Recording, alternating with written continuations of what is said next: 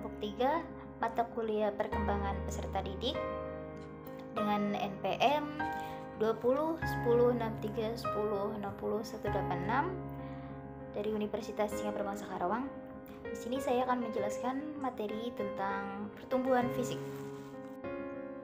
Pertumbuhan fisik adalah perubahan-perubahan fisik yang terjadi dan merupakan gejala primer dalam pertumbuhan remaja. Perubahan-perubahan ini meliputi perubahan ukuran tubuh, perubahan proporsi tubuh, munculnya ciri-ciri kelamin yang utama primer, dan ciri kelamin kedua sekunder.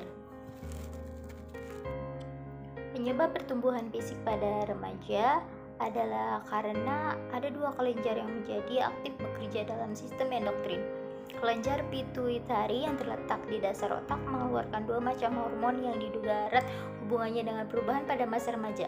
Kedua hormon itu adalah hormon pertumbuhan yang menyebabkan terjadinya perubahan ukuran tubuh dan hormon yang merangsang gonad atau kelamin agar efektif bekerja.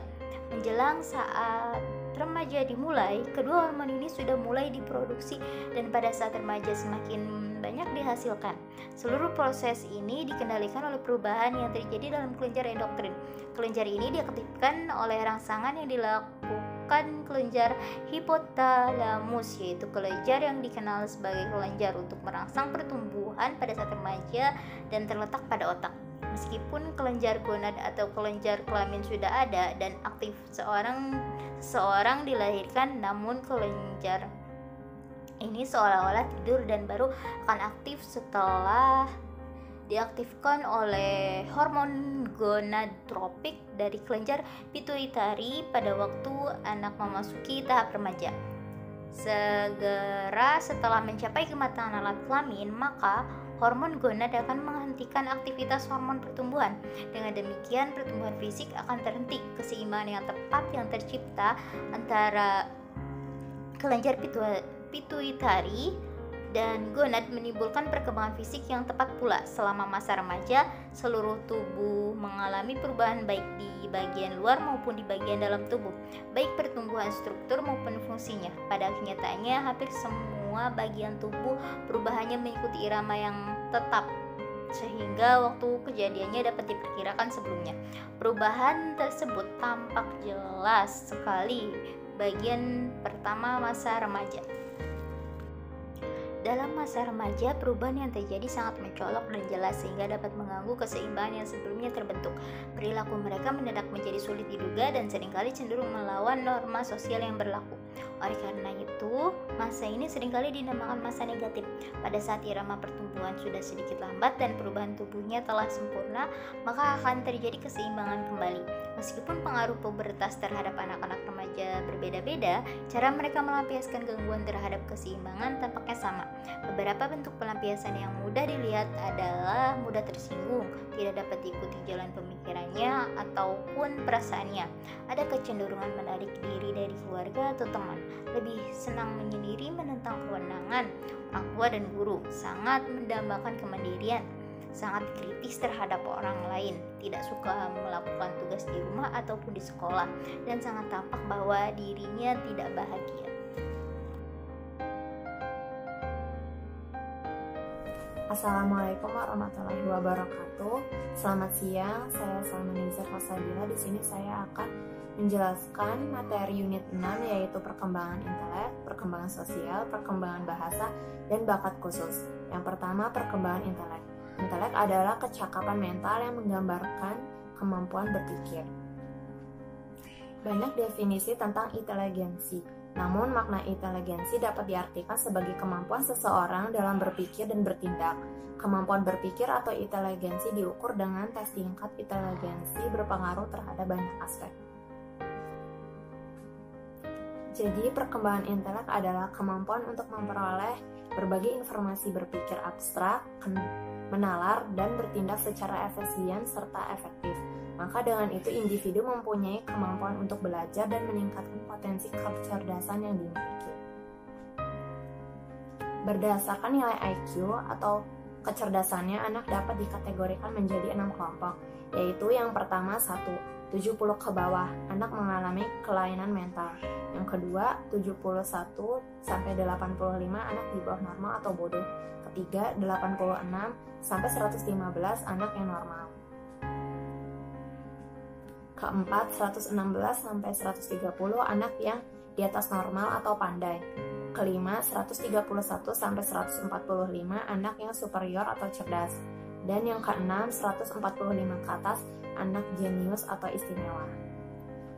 Menurut Alfred Binet, inteligensi merupakan kemampuan yang diperoleh melalui keturunan, kemampuan yang diwarisi dan dimiliki sejak lahir dan tidak terlalu banyak dipengaruhi oleh lingkungan. Kedua, perkembangan sosial. Perkembangan sosial adalah berkembangnya tingkat hubungan antar manusia sehubungan meningkatnya kebutuhan hidup manusia. Perkembangan sosial anak remaja dipengaruhi oleh beberapa faktor, yaitu kondisi keluarga, kematangan anak, status sosial ekonomi keluarga, pendidikan, dan kapasitas mental terutama intelek dan emosi. Contoh perkembangan sosial yaitu awalnya bayi belum memperhatikan lingkungannya. Di usia 2 tahun, anak sudah belajar kata tidak dan sudah menolak atau menerima, seperti mengatakan tidak mau ini atau tidak mau itu. Lama-kelamaan, perkenalan dan pergaulan dengan manusia lain menjadi luas. Ia mengenal kedua orang tuanya, teman bermain sebaya, dan teman-teman sekolahnya. Ketiga, perkembangan bahasa. Bahasa merupakan alat komunikasi yang digunakan oleh seseorang dalam pergaulannya atau hubungannya dengan orang lain. Perkembangan bahasa terkait dengan perkembangan kognitif yang berarti faktor intelek atau kognisi sangat berpengaruh terhadap perkembangan kemampuan berbahasa. Contoh perkembangan bahasa yaitu awalnya bayi meniru atau mengulangi perkataan dari orang tuanya, seperti mama, papa. Bayi belajar menambah kata-kata dengan meniru bunyi-bunyi yang didengarnya. Lama-kelamaan saat anak mulai bersekolah, anak pun mengalami perkembangan bahasa yang semakin lengkap karena dilengkapi oleh lingkungan masyarakat di mana mereka tinggal.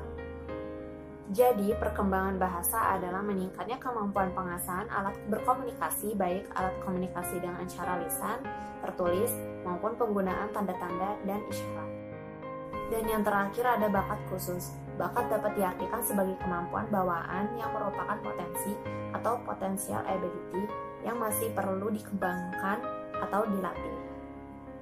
Bakat merupakan salah satu aspek yang harus diperhatikan dalam membantu perkembangan seorang individu.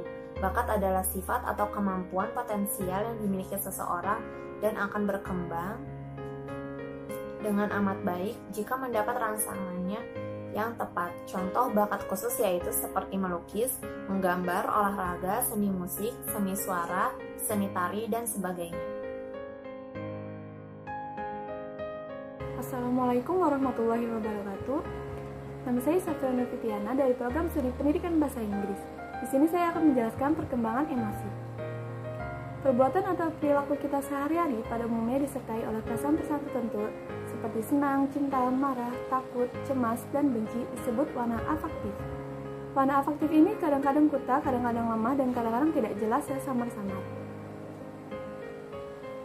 Pada saat terjadi emosi, seringkali terjadi perubahan-perubahan pada fisik, antara lain peredaran darah bertambah cepat bila marah, reaksi elektrik pada kulit meningkat bila terpesona, denyut jantung bertambah cepat bila terkejut, penampasan bernapas panjang bila kecewa, pupil mata membesar bila marah, liur kering mengering ketika takut atau tegang, bulu rumah berdiri kalau takut, pencernaan mencret ketika tegang, otot tegang dan bergetar kalau takut. Karakteristik perkembangan emosi. Meningginya emosi terutama karena anak-anak berada di bawah tekanan sosial dan mereka menghadapi kondisi baru. Sedangkan selama masa kanak-kanak, ia kurang mempersiapkan diri untuk menghadapi keadaan-keadaan tertentu. Berikut beberapa kondisi emosional, yaitu perasaan cinta atau kasih sayang, gembira, kemarahan dan permusuhan, ketakutan dan kecemasan. Faktor-faktor yang mempengaruhi perkembangan emosi. Sejumlah penelitian tentang emosi anak menunjukkan bahwa perkembangan emosi mereka bergantung pada faktor kematangan dan faktor belajar. Kematangan dan belajar terjalin erat satu sama lain dalam mempengaruhi perkembangan emosi. Reaksi emosional yang tidak muncul pada awal kehidupan tidak berarti ada. Karena reaksi tersebut pasti akan muncul di kemudian hari dengan berfungsinya sistem endokrin. Perbedaan individual dalam perkembangan emosi. Meskipun pola perkembangan Meskipun pola perkembangan dapat diramalkan, tetapi terdapat perbedaan dalam segi frekuensi, intensitas, serta jangka waktu dari berbagai macam emosi, dan juga saat pemunculan. Perbedaan ini mulai terlihat sebelum masa bayi berakhir, dan semakin bertambah frekuensi serta lebih mencolok hubungannya dengan bertambah usia anak-anak. Perbedaan itu sebagian disebabkan oleh keadaan fisik anak pada saat itu dan taraf kemampuan intelektualnya, dan sebagian lain disebabkan oleh kondisi lingkungan. Perkembangan nilai, moral, dan sikap. Nilai-nilai kehidupan adalah norma-norma yang berlaku dalam masyarakat. Misalnya, adat kebiasaan dan sopan santun. Sopan santun, adat kebiasaan, serta nilai-nilai yang terkandung dalam Pancasila adalah nilai-nilai hidup yang menjadi pegangan seseorang dalam kedudukannya sebagai warga negara Indonesia, dalam sehubungannya hidupnya dengan negara serta dengan sesama warga negaranya. Nilai-nilai terkandung dalam Pancasila yang termasuk dalam sila kemanusiaan yang adil dan beradab antara lain 1. Mengakui persamaan derajat, persamaan hak, dan persamaan kewajiban antara sesama manusia. 2. Mengembangkan tenggang rasa. 3. Tidak semena-mena terhadap orang lain, berani membela kebenaran dan keadilan dan sebagainya. Moral adalah ajaran tentang baik, buruk berbuat, dan kelakuan akhlak, kewajiban. Moral berkaitan dengan kemampuan untuk membedakan antara perbuatan yang benar dan salah. Dengan demikian, moral merupakan kendali yang bertingkah laku. Dalam kaitannya dengan pengalaman nilai-nilai hidup, maka moral merupakan kontrol dalam sikap dan bertingkah laku serta dengan nilai hidup yang dimaksudnya. Misalnya, dalam pengamalan nilai hidup yang tentang rasa dalam perilaku, seorang akan selalu memperhatikan perasaan orang lain. Menciptakan komunikasi. Komunikasi didahului dengan pemberian informasi tentang nilai-nilai dan moral. Anak tidak pasif mendengarkan dari orang dewasa bagaimana seorang harus bertingkah laku sesuai dengan norma dan nilai-nilai moral. Tetapi anak harus dirangsang supaya lebih aktif, hendaknya ada upaya mengikut sertakan remaja dalam beberapa pembicaraan dan mengambil keputusan keluarga. Sedangkan dalam kelompok sebaya, remaja turut serta aktif dalam tanggung jawab dan penentuan maupun keputusan kelompok. Menciptakan iklim lingkungan yang serasi. Nilai hidup. Seorang yang mempelajari nilai hidup tertentu kemudian berhasil memiliki sikap dan tingkah laku sebagai pencerminan nilai-nilai hidup itu umumnya adalah seorang yang hidup dalam lingkungan yang positif, jujur, dan konsekuensi senantiasa mendukung bentuk tingkah laku yang merupakan pencerminan nilai-nilai hidup tertentu. Ini berarti antara lain bahwa usaha pengembangan tingkah laku nilai hidup tidak hanya merupakan pendekatan perkara intelektual semata-mata, tetapi juga mengutamakan adanya lingkungan yang kondusif, di mana faktor lingkungan itu sendiri merupakan penjelmaan yang konkret dari nilai-nilai hidup tersebut. Assalamualaikum warahmatullahi wabarakatuh. Perkenalkan, nama saya Salsabila Az-Zahra. Di sini saya akan menyampaikan rangkuman dari materi unit 8, yaitu penyesuaian diri remaja. 1. Pengertian penyesuaian diri. Penyesuaian diri dapat diartikan atau dapat dideskripsikan sebagai berikut. A. Penyesuaian berarti adaptasi, yaitu dapat mempertahankan eksistensinya atau bisa survive, dan dapat mengadakan relasi yang memuaskan dengan tuntutan sosial. B. Penyesuaian sebagai konformitas, yaitu menyesuaikan sesuatu dengan standar atau prinsip. C. Penyesuaian sebagai penguasaan, yaitu memiliki kemampuan untuk membuat rencana dan mengorganisasi respon-respon sedemikian rupa, sehingga bisa mengatasi segala macam konflik. Penyesuaian dapat juga diartikan sebagai penguasaan dan kematangan emosional. Kematangan emosional maksudnya ialah secara positif memiliki respon emosional yang tepat pada suatu situasi. Maka dapat disimpulkan bahwa penyesuaian adalah usaha manusia untuk mencapai keharmonisan pada diri sendiri dan pada lingkungannya. 2. Proses penyesuaian diri. Penyesuaian diri adalah suatu proses bagaimana individu mencapai keseimbangan diri dalam memenuhi kebutuhan sesuai dengan lingkungan. Penyesuaian yang sempurna terjadi jika individu selalu dalam keadaan seimbang antara dirinya dan lingkungannya, di mana tidak ada lagi kebutuhan yang tidak terpenuhi, dan di mana semua fungsi organisme individu berjalan normal. Penyesuaian diri merupakan suatu proses yang bersifat sepanjang hayat, lifelong process. 3. Karakteristik penyesuaian diri. Berikut ini merupakan karakteristik penyesuaian diri yang benar dan penyesuaian diri yang salah. A. Penyesuaian diri yang benar. Tidak menunjukkan adanya ketegangan emosi. Tidak menunjukkan adanya mekanisme psikologis. Tidak menunjukkan adanya frustasi pribadi. Tidak memiliki pertimbangan rasional dan pengarahan diri. Mampu dalam belajar, menghargai pengalaman, bersikap realistik dan objektif. B. Penyesuaian diri yang salah. Penyesuaian diri yang salah ditandai dengan berbagai bentuk tingkah laku yang serba salah.